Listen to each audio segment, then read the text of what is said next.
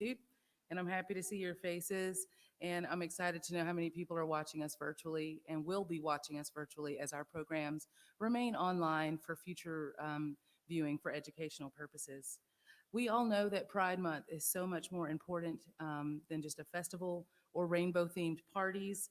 It's important that we all acknowledge its roots and how it started off as a protest led by trans women of color, people like Marsha P. Johnson and Sylvia Rivera, who moved against oppressive forces that tried to silence them and shrink them and diminish their truth. So this month at the Institute, we're aiming to grow consciousness of the queer community for the universality of the human conflict. So far, we've offered tools for preserving the queer history of the South. We've worked to make affirming legal assistance available and affordable for the LGBTQ community. Tomorrow's program is going to examine the valuable contributions of Baird Rustin, which go far deeper than that of LGBTQ equality. And tonight, we're going to offer families help in understanding and surmounting the ongoing actions of our legislature, which continues to challenge the affirmation of gender and sexual identity. We know that bills like HB 1 and SB 10, HB 391, HB 266, they've all been nothing short of prejudicial and unreasonably pointed. And so there's no question that our community is in more need for support than it ever has been. And so thank you so much for joining us for that. We're proud to have spent the last 30 years here at the Institute enlightening each generation about civil and human rights by exploring our common past and working together here in the present to build a better future. And through this series of Pride Month events, we hope that you'll join us in investigating how the struggle for rights in the 1960s in Birmingham can serve as a case study of conflict resolution that has global applications. We hope that our Pride Month programs are helping to answer the call to champion diversity and inclusion by acknowledging the contributions of social justice leaders. And we hope that this series not only engages the queer community, but empowers it in a very valuable way. So please join me in welcoming the president of Central Alabama Pride's Board of Directors, Josh Coleman.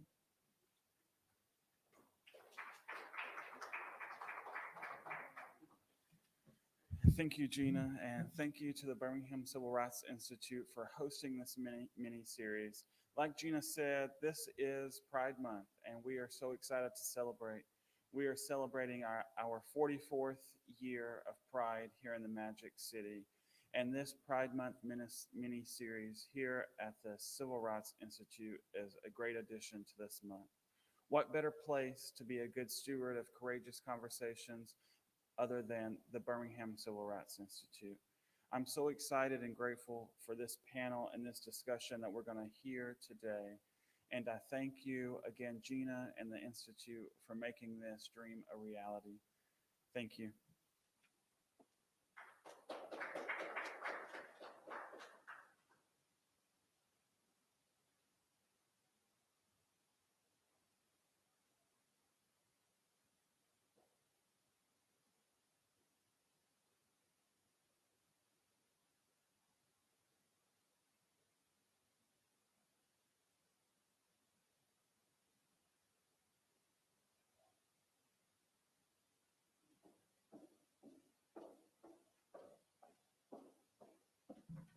Good evening.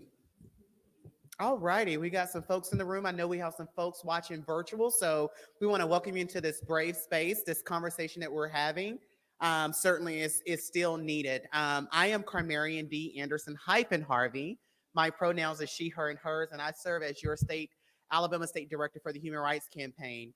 And I have invited some panelists, some coalition partners, and individuals that have been really on the front line in combating the bad legislation that we faced this year.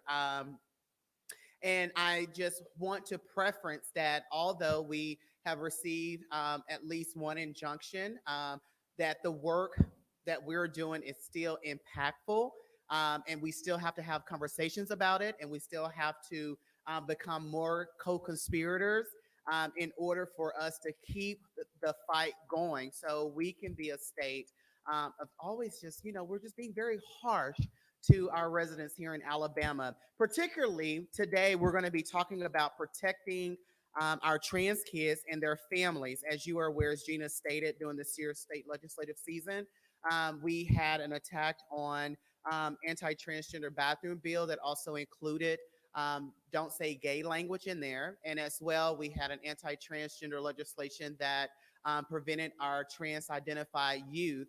And I like to include the support of their parents and guardians, as well their medical team, their educators, and you just name it, even a person like me who's their biggest fan and advocate, who would have been penalized for really supporting a youth who do have a mind and they are very mature in this generation. And shame on our lawmakers who pushed forward to erase them. And so, as we have this conversation, I want to invite our panelists up, and I just want to read a snippet of their bio so you can have some content of why we invited them, and then we'll go through a series of questions that we have prepared to engage you with. So I would like to first welcome Jatan Bosby Gilchrist. She's newlywed, y'all. We're trying to get used to it. She's newlywed. That's perfect. So a little bit about Jatan. Jatan is the amazing, fierce executive director for ACLU of Alabama. She joined ACLU of Alabama in 2015, and before being selected as the executive director, good choice, ACLU, good choice, in August of 2020. While centering statewide initiatives in Alabama around voting access, criminal legal reform, and reproductive rights, Jatan has also been instrumental in developing a nationwide priorities as the visionary and co-creator of the ACLU's Southern Collective, focused on collaborative and powerful building amongst the ACLU's 12 affiliate based in the South. Jatan received a bachelor's degree in political science from the University of Alabama, Birmingham, and earned her graduate degree in organizational communication from Northwestern University. Prior to relocating to Montgomery in 2015, she worked as the manager of engagement for a behavioral health agency in Chicago's North Lawndale community, and was the communication and outreach director for the Miss Black Illinois USA Scholarship Organization.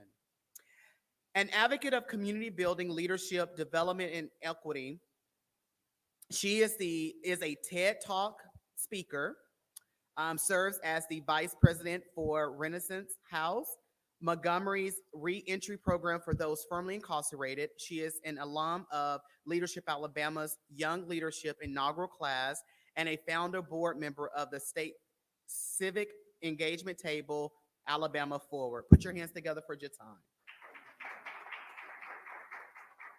Our next panelist is going to be the amazing Dr. Marissa Ladinsky.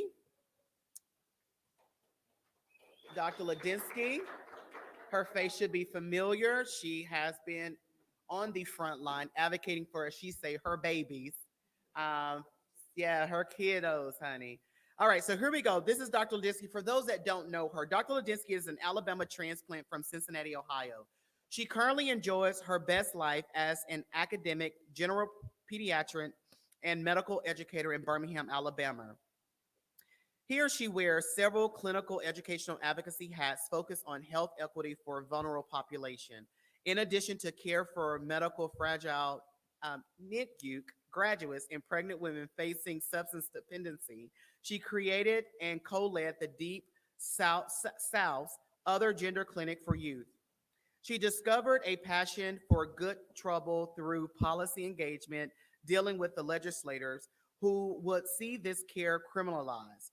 When not training tomorrow's pediatrician and helping the region kids attain better and more equitable health, she and her husband love hiking with other dogs, hanging with their 5 most grown kids and their prodigies, road tripping, and exploring this truly beautiful part of the U.S. Dr. Ladinsky, let's give her a hand. And our final panelist, as well, is there's a bio here, but let me just first, by preference, an amazing father, an amazing parent to a beautiful trans youth, and his name is Jeff Walker. So Jeff is the father of 2 amazing kids. and has a trans-identified daughter named Harley and a son in the Alabama National Guard, Robert. He is the director of information technology for a financial institution. He has been actively fighting to protect the rights. He has been actively fighting to protect the rights of trans kids for the last 3 years here in Alabama. Jeff loves to cook, especially on the smoker and on the weekends. Let's give it up for Jeff. All right, I'm going to join my panelists. We're just going to have a wonderful conversation. Can y'all hear me okay? All right, so we get like you couldn't hear me enough. I didn't want to be behind the podium all that time. May take me back to my congregation. All righty, so I always like to start with an icebreaker question, very elementary, just to kind of set the atmosphere. And we're speaking about protecting trans kids and their family. So if I ask you, how do you define protection? You know, when I think about my kids, you think about just any parent wanting to protect their kids. You want to protect them from bullies. You want to protect them from skin knees. You want to protect them, from all the things you want as a parent. I think that is kind of morphed for me maybe over the past few years, because now I don't just have to protect them from, getting in fire ants in the front yard. I've got to protect my kids from, our legislative branches. I've got to protect my kids from people trying to box them into laws that will prevent their health care and having the same rights as other kids. So, I guess I'm a papa bear. I just want to wrap my hands around not just my kids, but all of these kids that are impacted and just make sure that, they can lead happy and healthy lives. I mean, that's it. You want to see your kids smile. Awesome. Anyone else want to address that question? And by the way, for those that are typing on social, hashtag Papa Bear. And when it comes to my patients, especially the patients who are brave, amazing with their incredible families, on a journey that never looks the same for any two people. I become Mama Bear, and Mama Bear got claws. Not just my own bio children, but the children for whom I provide health care. I find that element of protection comes most from helping folks understand what their own lenses of lived experience may not ever have shown them or taken them. And gender diversity is one of those. So when it comes to speaking up or speaking out, it's about educating. Any chance to educate is a chance to better protect vulnerable kids. Youth are vulnerable in this unique space because they are not well understood, but not because I present a clear and present danger. Hashtag Mama Bear and her claws. So I think this is such a critical question for an organization like the ACLU, in which it is our obligation to protect what is already written, the expectations of the protections of the U.S. Constitution and the Bill of Rights. And so as an advocate, as a leader, it is my obligation to protect. It is my obligation to protect not just vulnerable communities, but those of us that live on the margins. And it is an obligation to protect the individuals in which the framers did not envision them. And I think that in and of itself is a level of protection, not only that is an obligation, but is a calling. And I think that there's a need for that. And so also, not only are we obligated to protect those when we are allies and co-conspirators and leaders, but we are obligated to ensure that people have the tools to protect themselves. And so that is what I look for and define protection as, the obligation to protect those as an advocate and ensuring that in a leadership position, we are giving folks the tools to protect themselves when their legislators, their elected leaders choose not to. Hashtag obligation. You know, when I was thinking about that question, as someone, of 30 years being part of the trans-identified community, I was their age when I transitioned, and I can only imagine you know, if I was living in this time.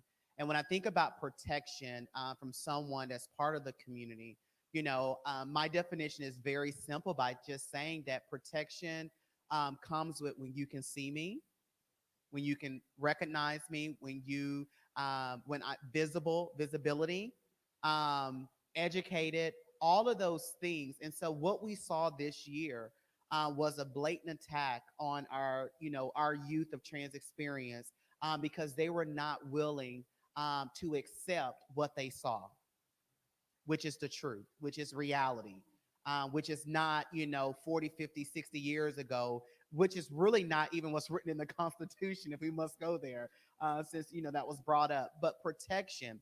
And so the question that I have for you is, what are some of the ways that our trans identified allies can help youth and their families? And let me preface why I say identify, because you're going to be hearing that a lot versus me just saying trans. For someone who is part of this community, I just feel that unfortunately I want my full identity to be acknowledged. Okay. So I believe that if it's a trans youth, a trans identified person, trans experience, a trans woman, a trans male, a transgender non-conforming, something behind that dash that gives them that level of respect and visibility. So the question again is, what are some ways that the trans identified allies can help youth and their families? What are some ways that trans identified allies can help youth and their families? I'll go ahead and take that Well, you one. got the mic. Can Go I, ahead. can I do that? Okay. Um, Carmarian, what you elevated right now, I just think is critical because you said visibility. Mhm. And I think visibility is critical because when you come from a community of privilege, Yeah. and we have to understand what privileges we hold, right? I hold a number of identities, but I have to also understand what that privilege looks like. And I think as advocates, not only do we understand our privilege, but it is our obligation to ensure that we are elevating trans youth, their families, their providers, and ensuring they have a voice. And in what ways are we doing that? You are doing that through effective storytelling, and you are doing that to ensure that that effective storytelling reaches those individuals who feel like it is their obligation to make decisions about one's body. And so when we talk about the ACLU, of course, you mentioned reproductive freedom, and we can talk about the intersectionalities of that with last Friday's decision, but really we look at a span of gender justice, and gender justice is reproductive freedom and the importance of LGBTQ rights. And the underlying thing in that is medical autonomy. And so when we talk about the importance of being an advocate, it is ensuring that we are giving people a voice and the ability to speak about their medical autonomy and their experiences to the people that need it. So whether that is at a legislative session in which we've had parents and youth speak to their experiences and who they are, and giving them that visibility and not just an opportunity, but ensuring that we are opening up those doors and they are getting the conversations started and needed, and people know that these are individuals and constituents that they are making decisions about. That's just the first step in being an advocate. And in being an advocate, you have to leverage your resources. So what do? We litigate, right? And ensuring that we are utilizing these stories to mean more and to set precedent. And so that is another opportunity in which, as an advocate, you leverage your resources and what you do to further give that level of visibility and awareness to a community that operates ignorantly, but to also center that around what humanity is. And I think that is something that's critically important as an advocate, as an ally, as a co-conspirator in this work. So, Dr. Ladinsky, being that you're one of the leading pediatric doctors for our youth, I know your response is going to be enriched, but, you also deal directly also with those parents. And so, can we get some conversation or some tools as it relates to our trans-identified allies, how can they help these youth and also other families who are experiencing, who may not have a Dr. Ladinsky in their life, or have a Jatan, or, you know, a Jeff or myself and others, you know, that's in the room, like Cynthia Lamar Hart. I have to call it out. You know what I'm saying? Like Central Alabama Pride folks, you know, like Gina, you know, BCRI, you know, Patrick Scarborough, I'm calling those out because there are some major allies here, but they may not often know who we are. And so you have a lot of pressure because you could be their only one. So to me, that comes from, again, you said it, visibility.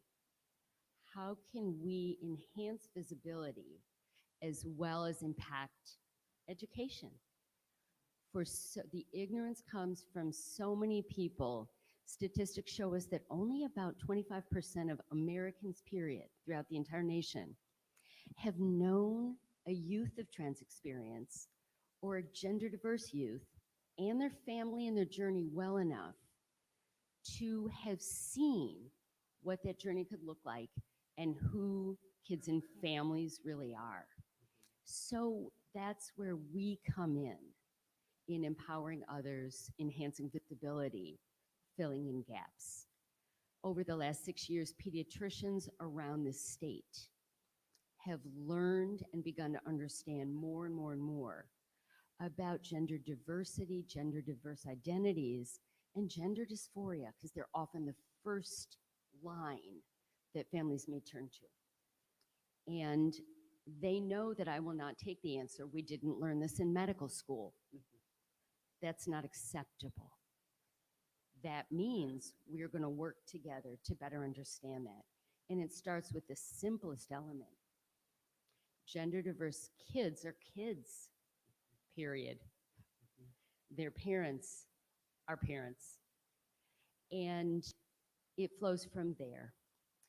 There is great media. There are great books. There are great places to go learn and talk. But most importantly, we stand back, make space, and let our youth lead in some of the education with their own parents. Remember, our youth, and I have so much faith, even after Friday, in Gen Z. This generation of young people who are in high school and college right now, they've grown up only with the internet. And their biases, stigma is very, very different than their parents. And standing back and giving them space to educate their own parents, for their parents to see how easily they form relationships with sexual minority or gender diverse peers, can go a long, long way. So there's mine. Thank you. Papa Bear, you're a father. You're the family member. What can you share, to those allies that are, supporting our trans-identified youth and their parents? Harley and I have been, and our family has been involved in this now for a good over 3 years here in Alabama. And I think what we figured out is the way we can help support other parents and other families is to be a voice for people who either don't have the courage or aren't in that place in their journey yet, or really don't know what to say, to ask, to speak.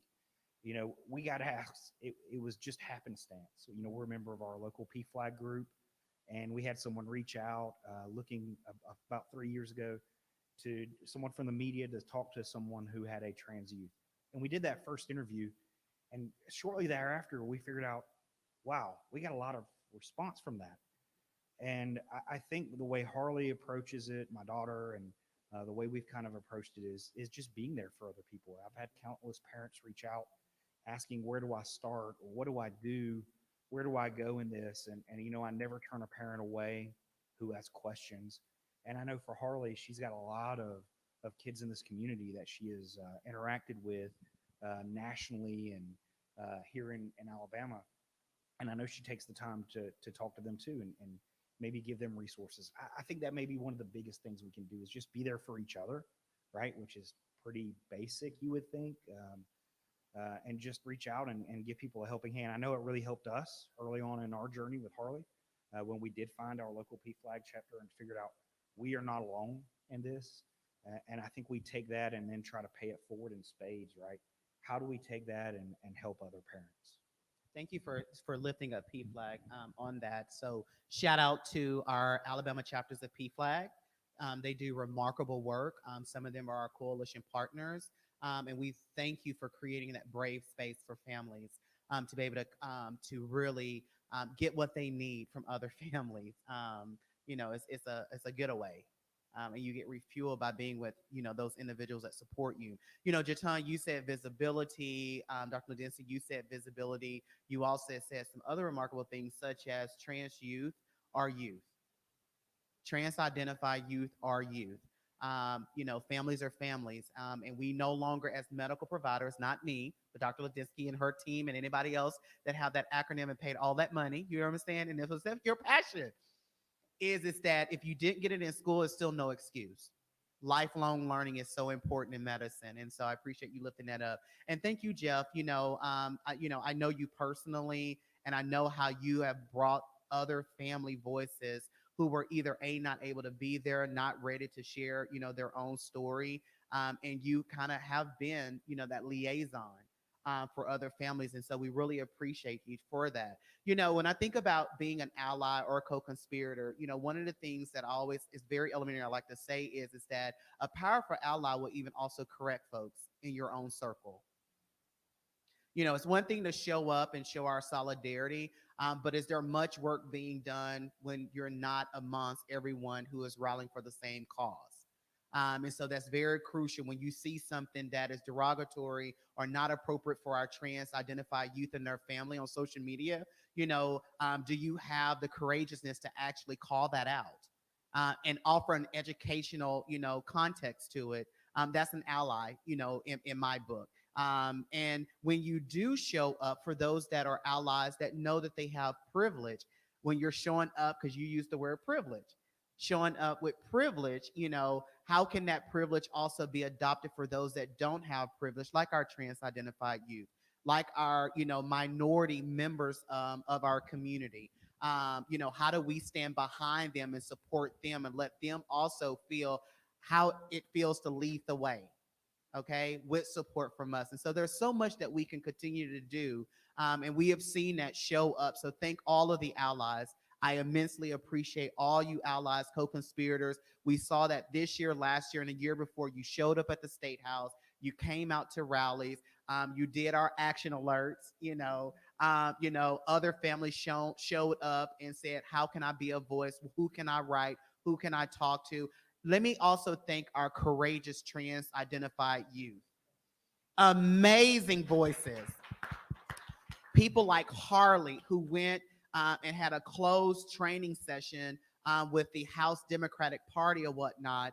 And they were so intrigued of her articulation and her narrative and her testimony that it helped them be a better suited for filibustering. Wow.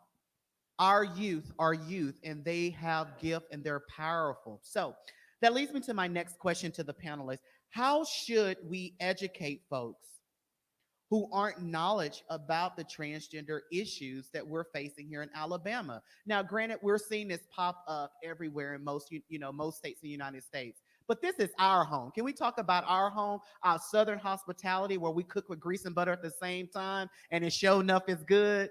You understand? This is our home where we say that we are a state of hospitality and acceptance and love, and and we love everyone because everybody is somebody here in Alabama.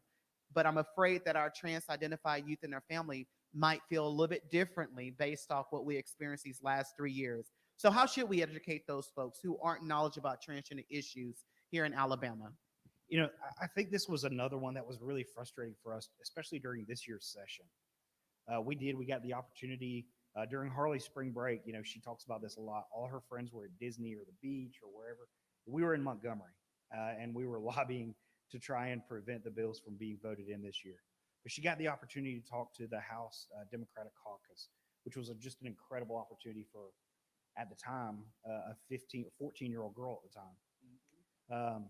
But as we watched the debates, Harley was sitting in my office at the House, and we're watching the debates in the State House, and she said, we need to give our friends more ammunition.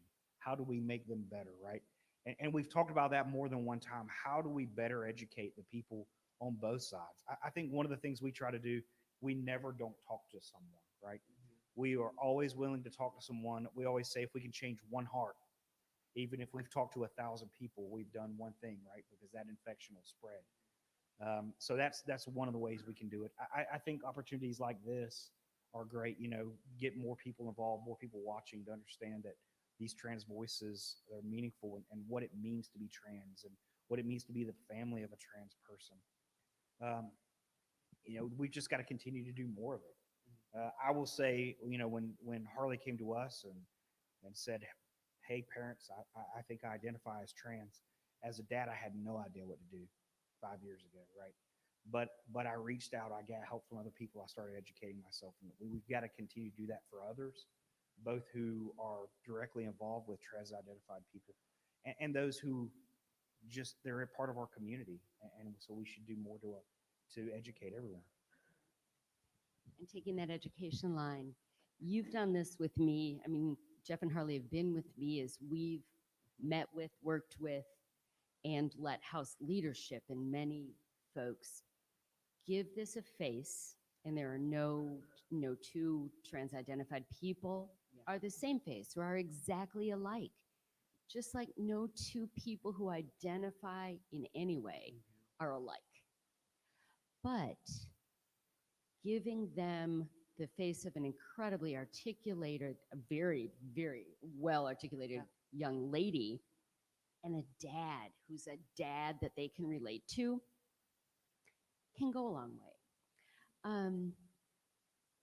But it's that sort of, education line that we just keep going with, and helping people understand what they've never seen.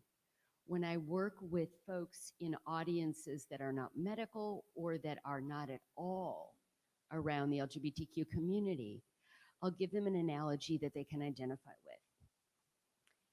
Folks whose gender identity, their internal sense of who they are, doesn't completely align with the sex and what society accords it, that they were assigned at birth, that is no more a choice than us waking up this morning and deciding which hand to write with. It's a trait. But helping folks understand it in ways that resonate to them can also help with acceptance. Thank you, Dr. Lindsay. Thank you. This is a very, it's an important question, and it's actually something that I think, and I think that what Mr. Walker and Dr. Ladinsky has elevated is really important.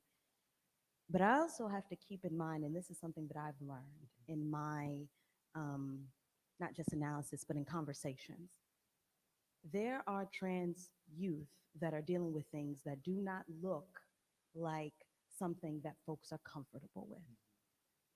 And I have to understand that as well.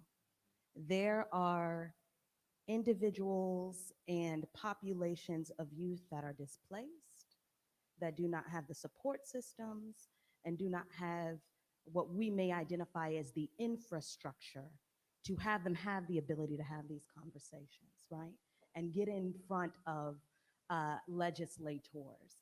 And what am I doing in my position to ensure that those young folks are still taken care of? I think of organizations like the Magic City Acceptance Center and the Knights and Orchid Society in Selma, Alabama.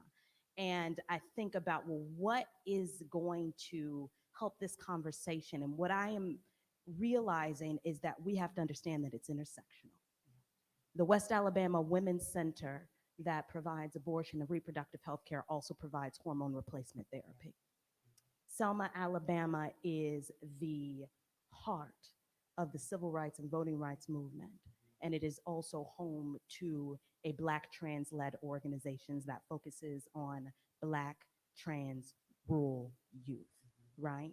That may not be in certain areas. And those intersections and connections say something different. And I think for me, it is centering trans joy in a way that is important in that storytelling. So I think that for me, I am learning in that. that the stories and the conversations and how we present certain things also need to be different, because folks outside of kind of the institutions need to understand the importance of humanity. This is an issue of humanity. And I also, to piggyback on what you're saying, that, all of us that are not aware of the trans identified population, and we understand that, let me be the first representation of my community to say is that we understand. Where's the camera? We understand, okay? We really do. But it doesn't hurt to try. And if you get it wrong, it is okay. Apologize, correct yourself, and move on. Practice just don't make perfect, it makes permanent. That's my saying. It makes permanent. And so I think more opportunities, we talked about visibility. Visibility is an educational tool. Us scripting and letting someone read as an educational tool. But I think that we need more individuals who say that I don't know someone is trans-identified, or I don't know this new language that's popping up or whatnot. Educate yourself. There is no excuse. We have to move with time. Otherwise we'll continue getting the short end of the stick, lack of resources in this state, because we choose to still go out there and form beings when we can just go to the store because it's already been formed, pay our money, and feed an army, and let us learn together. I think the other piece that I will uplift as we relates to knowledgeable of our transgender community is, and I have to, is this is ethical. So let me just say this to my religion and faith settings, who are fundamental and traditional. There are hermeneutic texts that do have us included. It has the trans-identified population included. It starts all the way from Genesis and it goes all the way to Revelation. And if you want the King James Version, there are some things in red too that talks about the diversity in Christianity. And I want to share that because we are in the Bible Belt. And oftentimes our culture is interrupting people from learning, and the culture of religion and faith, who are not willing to take the courageousness of changing and study to show themselves approved. I'm giving you scripture because I want to let you know I got you, okay? But it's important that we do our part. But again, if I don't say anything that tickles your fanny tonight, let this be one. If you get it wrong, correct yourself and move on. Correct yourself, respect the individual, and then move on and try again, because practice do make permanent. So thank y'all for that. What conversation should we be having with children questioning or exploring their gender identity? And that's one of the things that came up from our opponents is that we are adding this thought to them. Which we already know. For those that are parents like myself, I didn't grow up with the World Wide Web. I still remember when it was or the free AOL CDs. You understand? That's how I grew up. The rotary phones.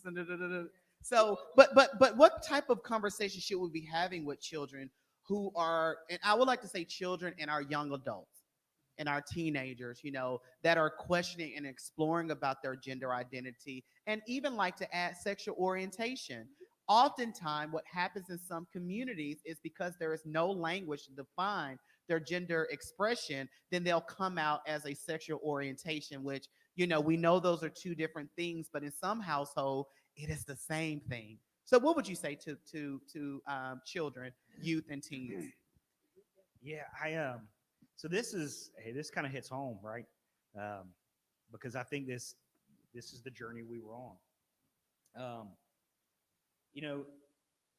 Our daughter came to us and said, "This is what I think," and as parents, we had no idea what to do. So we did what I think most parents want to do, no matter what happens with your kid, right? We started doing research. We started looking on, what does this mean, right? Our kid brought this to us and believes that this is how they identify. What does this mean? So we started looking into it. And then one of the very next things we did is we made an appointment with our pediatrician. We have a trusted pediatrician back in our hometown. And we went and talked with him and said, what do we do next? We're very interested in this. And like in Alabama, I always have to explain Alabama to people. because I'm originally from Georgia and this isn't how it works over there. You know, in Alabama, if you've got strep throat and you go to your doctor and you get antibiotics and you go home. But if you have anything outside of the norm here in Alabama, what do doctors do in Alabama? They send you here to Birmingham. They send you to UAB, right? Because this is where the center of medical care and expertise in this state, really in the Southeast, is the trusted care here at UAB. And I think this is one of the things I really had such an issue with this year's healthcare law, is because those were written so against what we here in Alabama hold as trusted medical care expertise in the state that all doctors refer us to, no matter what it is. So we got referred here to the gender clinic, and that kind of started our journey. And I always tell people about this very first time we came. We didn't, again, know what to expect, right? We have a young child who believes they're transgender. You have two parents who are scared to death and don't know what to do next. How do we do what's right for our kid? And we met with this team of doctors who walked in and kind of ignored us and kind of took care of our kid and really focused on them and their journey, right? And I remember over and over again, nothing was talked about doing any kind of surgeries or any kind of hormone replacement or any kind of gender puberty blocking, none of that in this first visit. It was 100% about getting to know who she was and getting to know how do we treat her, right? And this kind of kicked off. I remember we left there. We went to Cheesecake Factory, by the way, afterwards, and ate, which is a tradition, by the way. When we come up, every time we come to the gender clinic, we go to Cheesecake Factory. Oh, yeah. But we felt so much better, right? They kept assuring Harley, if you change your mind somewhere in this journey, nobody's going to be mad at you. We're going to continue to want to work with you and continue to work on your journey. You know, this is the kind of thing that wasn't talked about, right, in our legislative sessions. The way the care is presented, what it means as parents, how they help us through our journey. It was very much sold as this cold thing that we're forcing upon these youth, and it is anything but that in our experience. And it has been some of the best medical care I've ever seen given. The way that these medical professionals care about their kids. During COVID, Dr. Lateef, you know, we couldn't come up. We had to do the teledoc. And I remember one night he did a teledoc with Harley at like 8:30, 9 o'clock at night, right? On a weeknight. And he's sitting there, and I could tell the man was exhausted, right? But he's asking, how is school going? How's bullying? How are you feeling? How are all of these things? You know, I know the last time I went to a doctor, he looked down my throat and said, you're sick, and here's a prescription, and slapped me on the rear end and sent me on my way. These doctors are different in the way they provide care, and it's just so, it means so much to me, right? And it means so much to us. So, you know, that's kind of how, I don't know, that's how it works for I me. appreciate that. I want to ask the same question to Dr. Levinsky as well, because you encounter these youth right when they're starting their journey, or the parents or guardians or the family members are reaching out to you, asking you, what should I do? And you immediately get them scheduled to come in and speak with you. What type of conversation are you having with them? And on top of answering that, you have an amazing medical team, but you have a part two of you, a counterpart, Dr. Hassan, that I will love for. Hussein. Hussein, am I saying that right? Hussein. Hussein, Dr. that I would love Abdul-Latif, for you yeah. to give a shout out to. And, you know, I know that, you know, he wanted to be here, but he's absent. But there's another part of you that these youth also, you know, really is honored to set appointments with and see, because y'all create such a brave space. So talk to us about that, your counterpart, and as well, what are you telling these families and youth, especially, let's say it like this, a first visit? So a first visit. So remember, first and foremost, youth and families who Hussein, so we are an interdisciplinary team in the way we deliver this care. We're one of about 50 interdisciplinary gender health teams in pediatric academic centers throughout the nation. And all of us really have the same members on the team: a primary care, pediatric and adolescent medicine doc, and pediatric endocrinologist, critically important, right? a social worker or 2 or 3 or 4, a psychologist or 2 or 3 or 4 or 5, nurses. We have pediatric and adolescent gynecologists, and we were, most importantly, one of the first teams in the nation to incorporate an affirming chaplain onto our team. So when I first put this team together with my partner, my brother from another mother, Dr. Hussein Abdul Latif, who is so much fun. He is visiting his family on his annual pilgrimage to Amman, Jordan, where it's probably the middle of the night right now. Otherwise, he would have been here. But we complement each other in our energy, in our approach. I take a lot more time with families who need that extra time where he can go to each room. And another critical part of our team are our learners. With us in team are medical students, pediatric residents, nursing students, psychology trainees, and pastoral care trainees who are learning and seeing and affirming from the lived experience of those who are walking it. Most commonly, no youth and parents are in the same place. And parents or aunties or whoever has brought them. And families are bringing to this space the uncertainty often defined by their own lenses of lived experience. Faith, family, where they live, how they've been brought up, and the myriad of definitions that come with it. And just like Jeff said, there's fear. What does this mean for me, for my child? The lucky ones are the ones we see in clinic. And that's about 80% of the youth we serve. The remaining 20% are the ones that keep me up at night. And these are the ones I haven't met yet. Youth who are finding words and ideas and meaning for who they are during what they tell us about their coming in period. A gender diverse person, as they're thinking about their identity, or as Carmarian said, in a totally different box. Somebody who is quite set in their gender identity, but is realizing at 10, 11, 12, maybe younger, maybe older, that they are feeling attractions to individuals of that same sex, okay? There's a coming in period where individuals keep that within them. They walk around with that heaviness as those questions and fears are gelling within them. And that could be weeks or months or years before they come out. This is how youth have related these experiences to me. And so I take each one of them with me as I go forward. But one of the biggest things we do in that first meeting is we give our youth space. They're up higher on the bed. We're in chairs and their family members are in a chair. They're physically higher than we are. And we make sure we're honoring that. That's who this day and night is about. And we make it comfortable for them to tell us. They're talking to us about what they've been thinking and feeling, what they've read, who they've talked to in their internet spaces. And many of our youth they know a lot. They're quite encyclopedic, and they have a lot of amazing questions.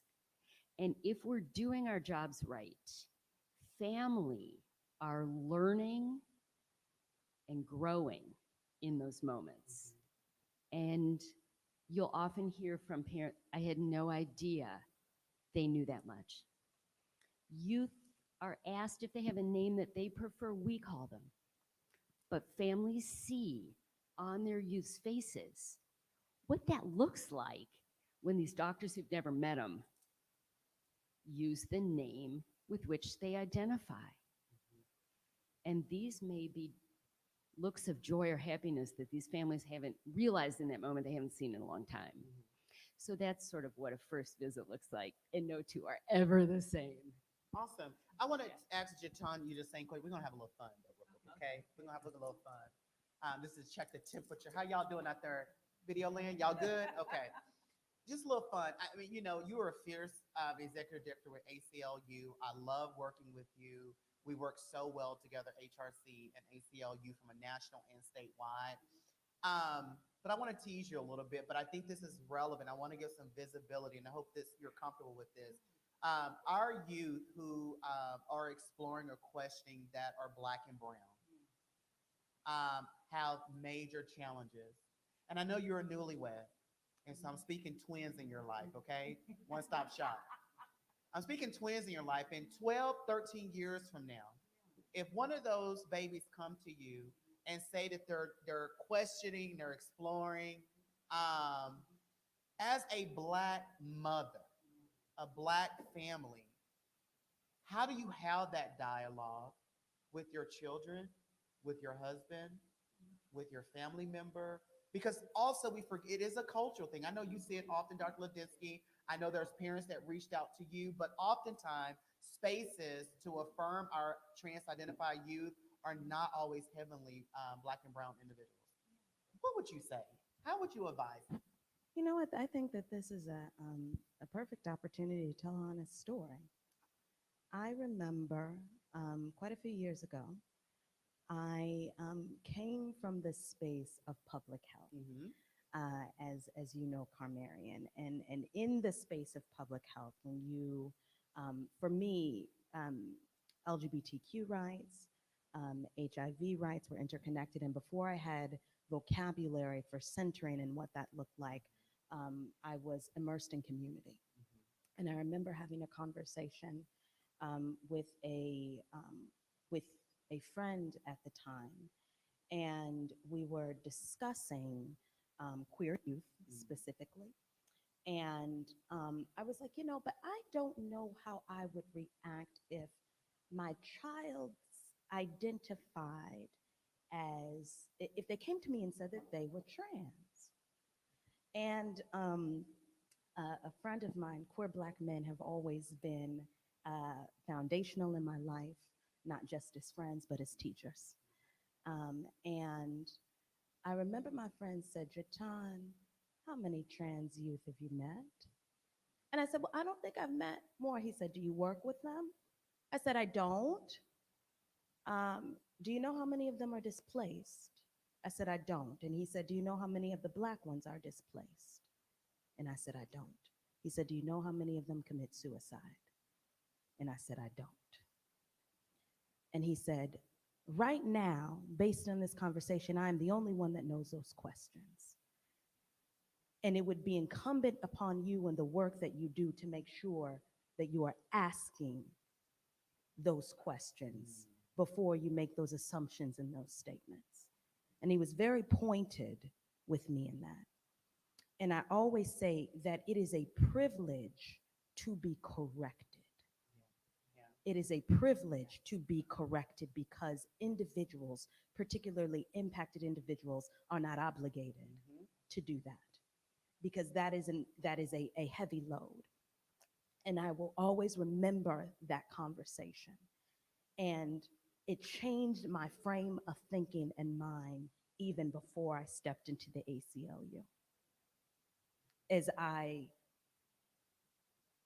arose into a leadership position in which it is incumbent upon me to center not just trans youth, but Black and brown trans youth. So to answer your question, I am grateful for these conversations because I will know what resources to go to. But it took me years before to understand the impact of what it means for a trans child or a trans identifying young person to be able to go to their families, particularly a Black family or a brown family, and which our society and culturally have not been accepting.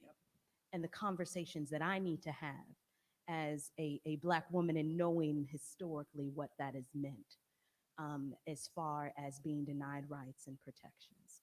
And so I find that so ironic that you asked me that question, because that is a conversation I have not shared openly, but a conversation that totally shifted my trajectory and perspective and how I approach this work. Wow, that's powerful. Thank you so much. I just felt that that conversation needed to be also in this room I know that we have a diverse audience, here in person and as well that's watching. And I want to make sure that we're equally assisting and helping all families of whatever culture, race. Again, we're a state of Southern hospitality that everyone is included. And it takes leaders like us who are inclusive enough to make sure everyone's included. So thank you so much. You didn't admit you want those twins, right? Okay. All right. I will receive that. Okay, I yeah, receive yeah, that, that Pastor. one-stop Thank you. shop, honey. That one-stop shop. I understand. So one of the things that we've been speaking about, we've really been centering questions around what we saw around the anti-transgender medical ban. Again, we're grateful, for the injunction. We had amazing people or organizations. HRC was one of them. ACLU was another organization, along with some other collaborative. I don't want to get into name dropping, but I can say HRC because I belong to them. I know ACLU is here, and so forth. And for those, that want to insert, their ways of participating, if you can. But we want to be able to respect also that this is an ongoing conversation and fight. Okay. I want to shift just a little bit and, really hone in because we did get a bill that is now enacted into law, which is the gender bathroom and facility bill, and don't say gay bill or language. And when we say don't say gay language, it's also don't say gender expression language as well. So I'm kind of curious, and I know Jatan, ACLU is on the front line of this conversation as well. I know Dr. Ludinsky, because of your kiddos, they're confiding in you. And Jeff, you just got this amazing daughter that, you're really that expert parent, like Sergeant David Fuller was when we were introduced in the world with him and Jess. So, the question is how should a youth explain their gender identity in school, knowing that we have this bill that really could be putting them in a very uncomfortable situation, them and those educators who are listening and who are nurturers and empathizing that my classroom is a brave space. Does anyone know how to answer that? It's not a trick question, but I think there are some youth that may want to understand, and parents, how should youth explain their gender identity in school? And if you want to add orientation, because I think it's okay to also include that as well. Yeah. This is just as scary to me as the healthcare bill was, because of my daughter Harley, right? I think about certain school administrators that we've had experiences with over the past few years, and I know of at least one of them that would have tried to make an example out of Harley. And if you guys have ever seen my daughter, I'm partial because I'm dad, but I have the most beautiful 15-year-old girl you've ever seen in your life. And I think about both sides of the coin. If some school administrator tried to make an example of Harley and send her to the boys' bathroom, what would that mean for Harley? How would that make her more safe? But I also think about, because I do have experience with this in the past, but being a 15-year-old boy in the bathroom at 15 as a young man, you're not super certain of yourself and your physical appearance. And can you imagine a girl walks into the boys' bathroom? You'd have boys jumping in stalls and closing doors faster than anything. How does it make them safer with this bill as well? It does nothing but put everyone involved in harm's way. I've definitely encouraged Harley to, she's going to go to the girls' room next year, and and if anyone tries to change that, we'll have that conversation when that happens. But I think about those young people who maybe don't have that backing and aren't as courageous as her too. It's going to the bathroom, right? These kids they're going to wind up with infections and kidney problems because they're going to be scared to use the restroom, scared to go to the bathroom. Just let that sink in for a minute. And so they're going to hold it all day long. They're not going to eat lunch. They're not going to drink water. They're not going to do just these basic things that you need to eat during the day so that you can learn, so your brain has some fuel. You need to hydrate. I mean, y'all, it's 100 and something outside. You got to hydrate, right? They're not going to do it because they're afraid they might have to go to the bathroom. I'm so scared for our kids this coming year. And we've talked to a few educators in our local area. Several of them have encouraged us that they're going to make sure these kids have a safe space, right?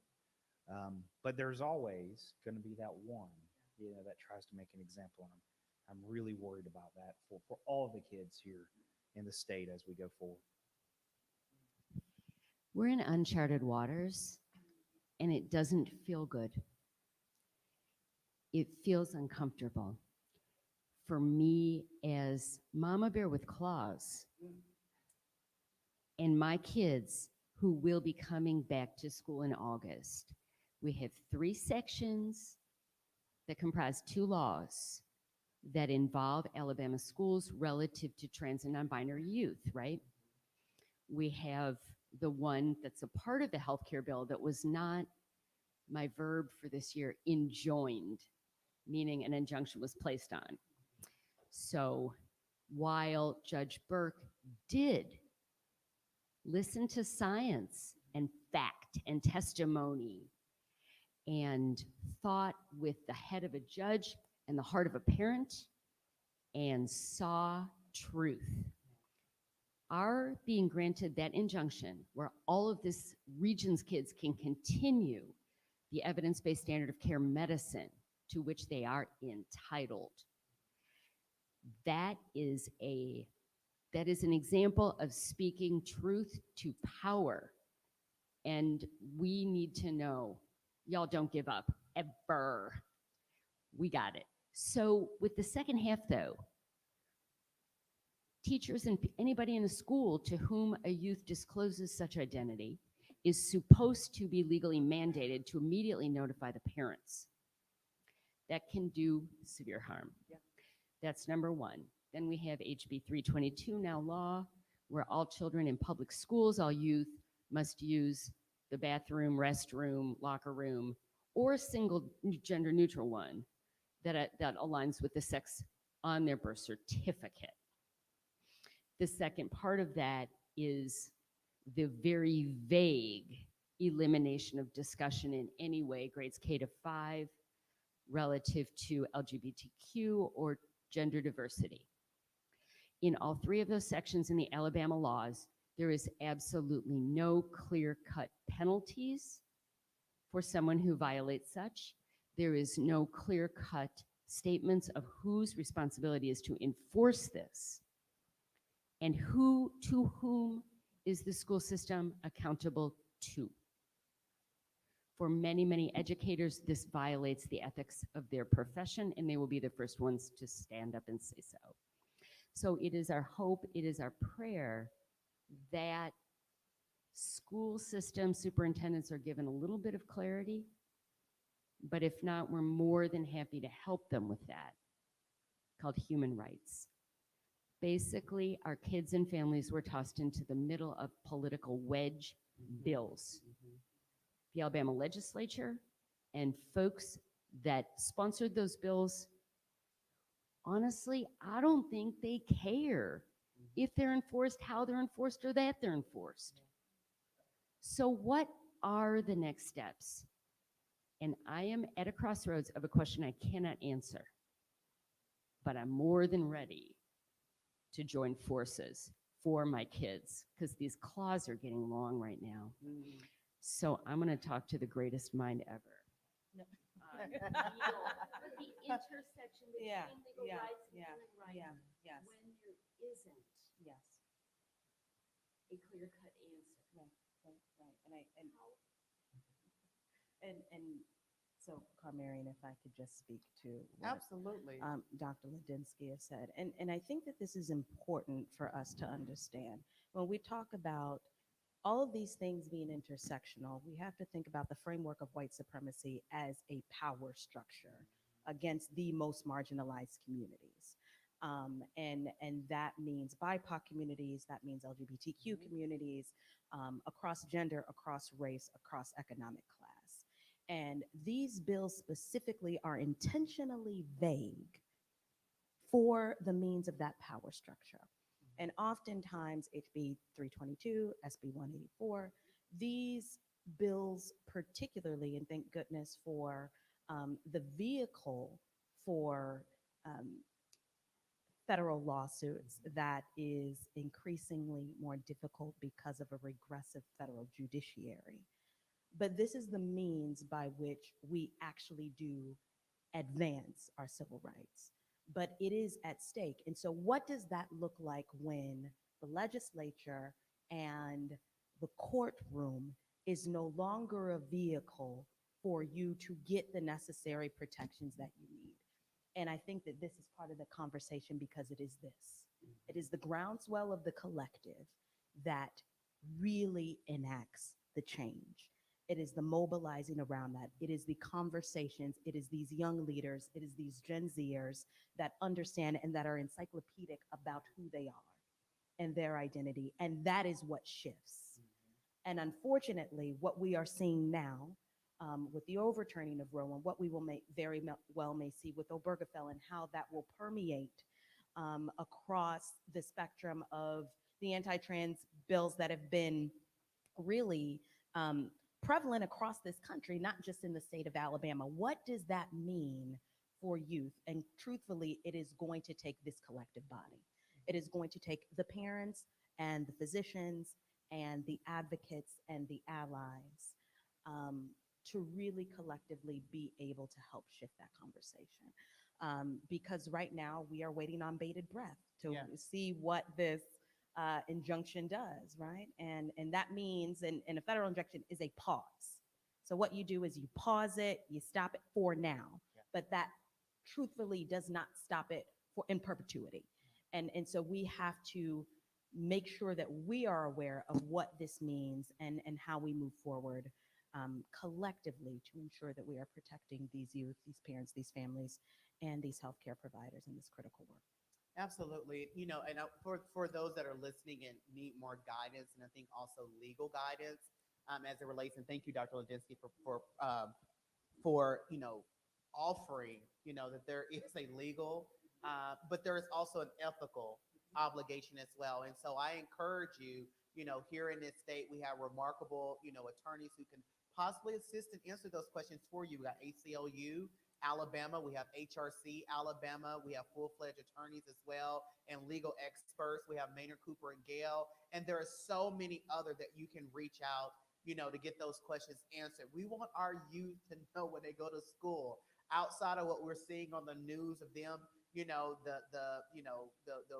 gun violence that we're seeing, they're interrupting classrooms and the mass murders that we're seeing. But what we also need to ensure that we're sending them to a safe space and brave space and not get attacked. That same, attack that, we see in the news, and, our hearts go out to those school districts, that really had to go through that devastating death. And because someone went in there, I say brain and mental health. Some say that it was not, that's up for debate. But here in Alabama, I don't want our trans-identified youth, as well our LGBTQ plus youth, to go to school and have to feel that level of uncomfortableness when they should be learning because they're our next generation. And so, please reach out to us. The other piece that I'll add is that if for those who are educators from K all the way to 12 and even college, HRC has a department called Welcoming Schools. We have done the work actually for you. We have curriculum, lesson plans, recommended books. We do trainings to make your classroom more inclusive that will protect you from saying that you did something intentionally when you were just being ethically a classroom teacher. We teach you how to use non-binary languages that will allow every student to feel that you are speaking to them and not outing someone or calling someone out. And so I encourage you to go to hrc.org/welcoming schools. Those are free resources for you. And we've made those richly available because, again, we're not the only state that is being impacted by such legislation as we saw here in Alabama. Our time is almost up, but I never want to end with parting words without affirming our youth and their families. And so as you give your last thought, please offer some affirmation to our trans-identified youth, to our GNC youth, to our LGBTQ plus youth, and to their families, their social networks, their guardians, their community. Because, we will stay unified, and we're going to fight this. All of us, and those that you can't see in the audience and those that are watching us by stream, you have some heavy hitters that don't mind losing sleep to make sure that you continue to thrive in Alabama. So please, last parting words. So I will tell you, in the fight we've been in here in the past few years, I feel blessed with the people I've met. The people like here on the stage and in our PFLAG communities, and we've had the opportunity to travel nationally and speak to other trans youth and their families. It's been some of the most wonderful people I've ever met, opening and welcoming, and seeing the kids interact. I have a great story. I'll try to be very, very quick. We got to go to Trans Day of Visibility at the White House this year, and there were 6 children or kids, all about teenage age, but there were these 3 girls, my daughter one of them, right, that just kind of grouped together in a little clique. And I'm watching them run through the halls of the White House. All right, just think about that for a minute. And they're just playing like little 15-year-old girls. They didn't really grasp the gravity of that they're at the White House, right? They're just playing in the halls as kids. That warmed my heart. And I know that is happening all over the country with these groups of kids as they're coming together. And these are kids, right? And we're just giving them the opportunity to be kids and encouraging them to be who they are. And we're still here for you, and we're going to continue to keep fighting for you guys. And I was going to bring that in, but exactly as Jeff says, youth who are understanding who you are, LGBT, and all of the beautiful, beautiful intersectional spaces in between, and the identities that come together.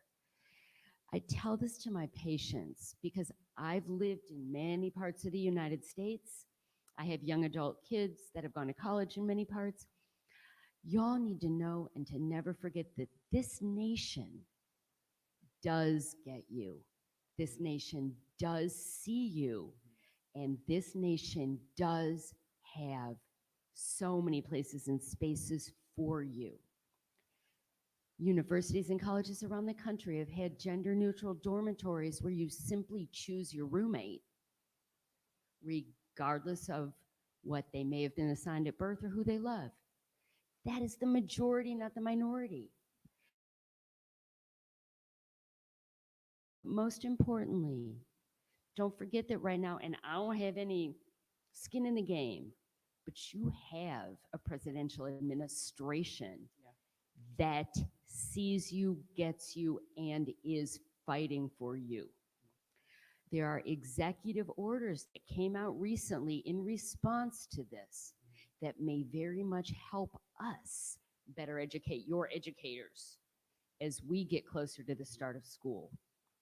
So there's every reason in the world to be you, grow you, nurture you, follow that journey, and know that you are seen and heard and loved. Thank you. And I love the through lines for all of this. A couple of weeks ago, I was invited to the White House for the signing of that executive order. And it was one of the greatest experiences, not because I myself was invited, but because of what I represented. When you go into the East Wing of the White House and you say you're from Alabama, and people mention Harley Walker, and they mention Carmarian Anderson, and they mention Quentin Bell, and they mention trans leaders in the state of Alabama, that should tell you who you are. And the strength that you all have identified, I want to tell and affirm trans youth, you have a gift because you know who you are. And that is much more than many people do. And I say that it is the trans youth, it is the LGBTQ youth, you are the movement leaders. And we are following you because you are the greatest generation. You are the next greatest generation. We are following your movements, we are following your lead, and I am grateful to be in community with you. So I hope that that affirms what I have seen, what I continue to see, and really what we are embracing in this time. Wow. Thank you, three. As again, as an elder in this community, I'm gonna say I'm old. As an elder, I just want to speak to my youth, and I often say this, I know this makes some of you laugh, but I really do mean this by heart. I am already a mom, so not looking to adopt particularly, but I am your TT, which means that when I show up in my leadership, I'm showing up because you're the next generation. I am a testament. I was your age, and now I'm a grandmother of three.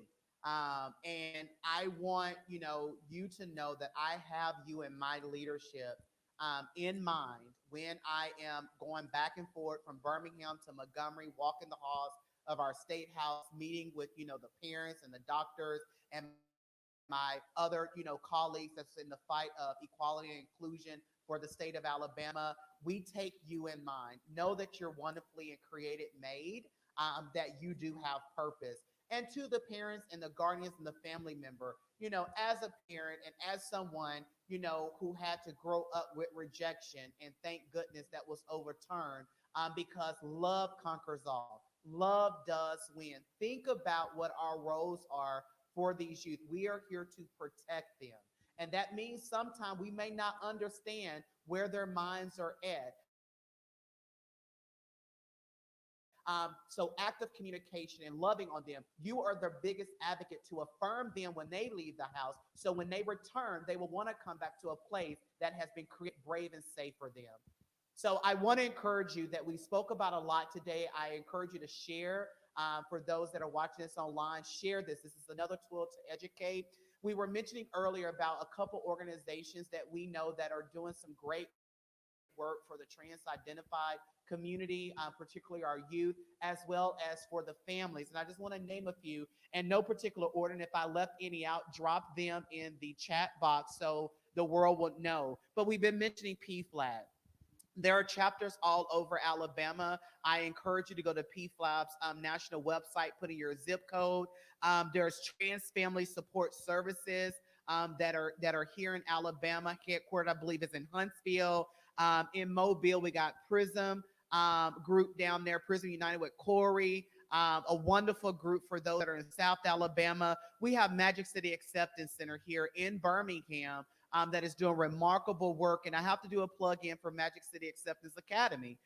They just had their first graduation class, a charter school that affirms the humanity of our youth, regardless of what society says. So I encourage you to Google them, as well as Pride United in Montgomery. But I also want to uplift, we have two Black trans-led organizations that have a youth focus to it.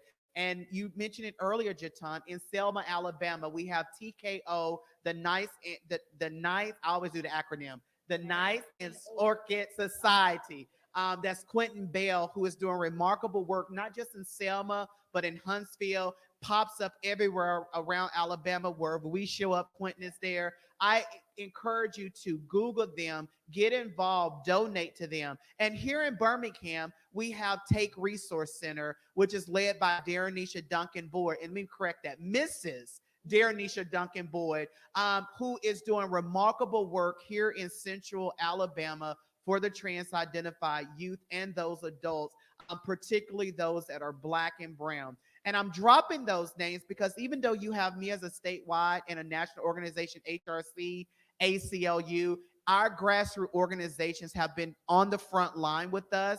And I want to make sure that they know that we appreciate them taking all those many calls that we have to take, showing up at rallies, showing up to lobbyists with us, and we appreciate them. And my last shout out would be, we thank you, UAB. We thank you, Dr. Ladinsky.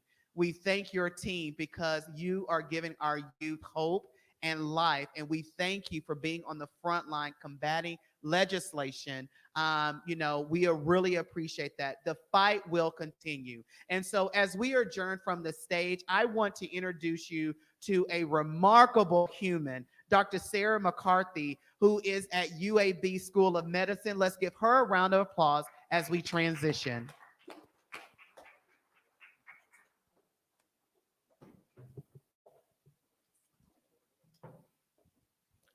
That is a very, very hard act to follow. So let me just say, if I think across everything that was said tonight, we heard about visibility, we heard about courage, and I think consistently we heard for a call to hold more complex understandings of who we are and who we want to be. This is a particular moment where there's the opportunity to step back and think about what are the ways in which we can work together despite our differences. How do we find that common ground? There's a lot right now, I think, for everybody. I can't think of a single person in my life that's having an easy breezy moment. There is so much that's being pulled up and so much that we're working through. And I think about all of the people that came together at the local, national level to fight the fight that just happened in Montgomery, to advocate for the provision of trans youth. And it was a true moment of humanity, right? The science, the activism, the community, how it all came together and prevailed. So I think there's a lot in front of us, a lot of work to do, where we need to step back, recalibrate, figure out how it is that we all want to work together and make a real difference and chart our path forward. And I think the only way to do it is in community, to do it in collaboration. It was clear here tonight with everybody out there. And I look forward to being with you on this journey as we figure it out together. So thank you so much for your time and energy tonight. Take care.